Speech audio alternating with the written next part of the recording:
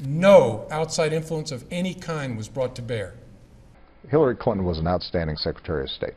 She would never intentionally put America in any kind of jeopardy. Although there is evidence of potential violations of the statutes regarding the handling of classified information, we did not find clear evidence that Secretary Clinton or her colleagues intended to violate laws governing the handling of classified information.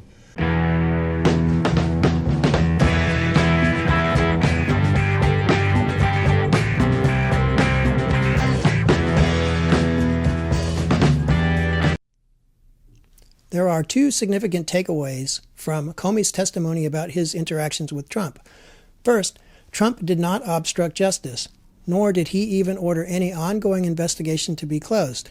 Second, the Trump-Russia collusion story is and always has been bullshit. Moreover, the people who have been propagating it, allowing it to fester in the media, and using it to divide the public have not only known this the whole time, but also are intentionally subverting the Constitution with their treachery.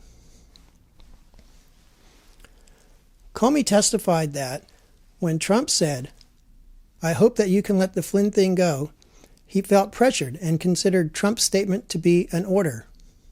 "I hope you can let this go." Now, those are his exact words. Is that correct? Correct. He did not order you to let it go. Again, those words are not an order. No.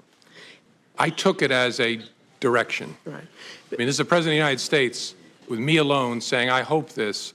I took it as this is what he wants me to do. Now, I didn't obey that. I didn't obey that. I didn't obey that, but that's the way I took it. As you perceived it, while it was a request that you hoped you did away with it, you perceived it as an order, given his position, the setting, and the like, and some of the circumstances. Yes. Previously, however, Comey has insisted under oath that he has never been politically pressured to give up an investigation. So if the Attorney General or senior officials at the Department of Justice opposes a specific investigation, can they halt that FBI investigation? Yes. Has it happened? Not in my experience. I'm talking about a situation where we were told to stop something for a political reason. That would be a very big deal. It's not happened in my experience. Thus, at the outset, we know that Comey is someone who will lie under oath. That is, either he lied about being pressured by Trump, or he lied about never having been pressured to give up an investigation. Those two statements are irreconcilable. Of course, just because Comey has lied about one thing does not mean that he is lying about others. However, this fact does weigh against his credibility, which is already suspect due to his personal animosity towards Trump. We also know that Comey's position is absurd, both factually and legally. No one but a snowflake would take Trump's statement as an order. Instead, it was exactly the kind of thing every police officer hears at least 100 times every year. Trump hoped that Comey would back off of his friend, which more than anything shows that Trump is loyal to his friends, unlike most people in Washington. Furthermore, even if someone could reasonably consider Trump's hope to be an order, there is no basis in the law to conclude that it was improper, let alone illegal. There are 3 branches of government in the United States, and the FBI is not one of them. Nor is it an independent fiefdom. The FBI and its director answer to the President. The President has the constitutional power to give orders to the FBI, including orders to end investigations. The President's exercise of his constitutional power is not and cannot be an obstruction of justice.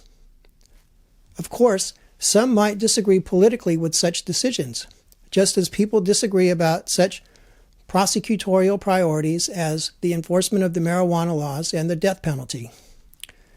And those who disagree with current policies, priorities, and decisions are free to use the constitutional process to effect a change in the government. Of note, Comey admitted that Trump never ordered him to end the investigation of Russian interference in the election. In fact, Trump encouraged him to continue the investigation, even though it was being used to create and aggravate discord among the people, and to impede his political agenda. He was asking not about the general Russia investigation. He was asking very specifically about the jeopardy that Flynn was in himself. That's how I understood it. Yes, sir. Did the president at any time ask you to stop the FBI investigation into Russian involvement in the 2016 U.S. elections? Not to my understanding, no. So in essence, the president agreed with your statement that it would be great if we could have an investigation, all the facts came out, and we found nothing. So he agreed that that would be ideal, but this cloud is still messing up my ability to do the rest of my agenda. Is that an accurate assessment of? Yes, sir. He actually went farther than that. He said, and if some of my satellites did something wrong, it'd be good to find that out.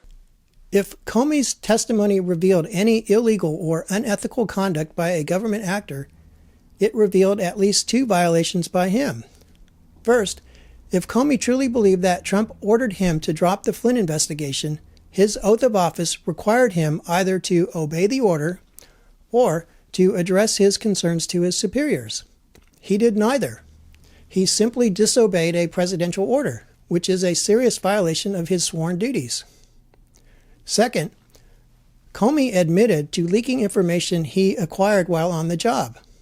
Did you show copies of your memos to anyone outside of the Department of Justice? Yes. I asked a friend of mine to share the content of the memo with a reporter. Didn't do it myself for a variety of reasons, but I asked him to because I thought that might prompt the appointment of a special counsel.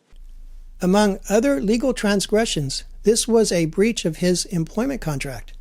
In that contract, he agreed not to reveal any information acquired while on the job without prior authorization. More shockingly, this leaking is another example of him putting his interests and what he wants above the requirements of his job and his oath to the Constitution. This, in turn, is evidence that he is fundamentally untrustworthy, as if he alone knows better than the law what is right. One of the more interesting questions from the testimony does not have an elusive answer. Do you ever wonder why, of all the things in this investigation, the only thing that's never been leaked is the fact that the president was not personally under investigation, despite the fact that both Democrats and Republicans and the leadership of Congress knew that and have known that for weeks? A schmuck will explain. You take on the intelligence community, they have 6 ways from Sunday at getting back at you. In spite of the hysteria, which has been fomented in the media and which has raged in the public consciousness, the Trump-Russia collusion story has no foundation in fact. It was manufactured by people who are opposed to Trump's election and who have no respect for the Constitution or the rule of law. In this democracy, lawful opposition to the government is undertaken by using the legislative, legal, and administrative processes to resist the policies and initiatives of the sitting government, recruiting and developing more suitable candidates, and educating and motivating the voters. It is antithetical to everything which America is to subvert the Constitution for political, economic, or military ends.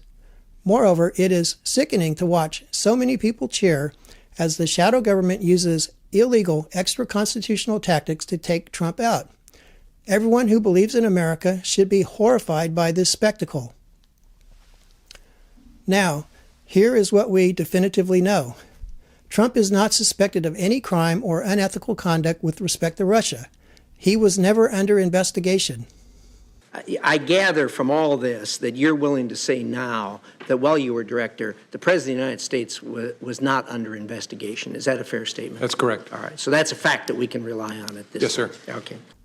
Although Comey knew this, and although Comey knew that this Trump-Russia story was interfering with Trump's ability to lead this country, he refused to say so, again placing his judgment at the forefront.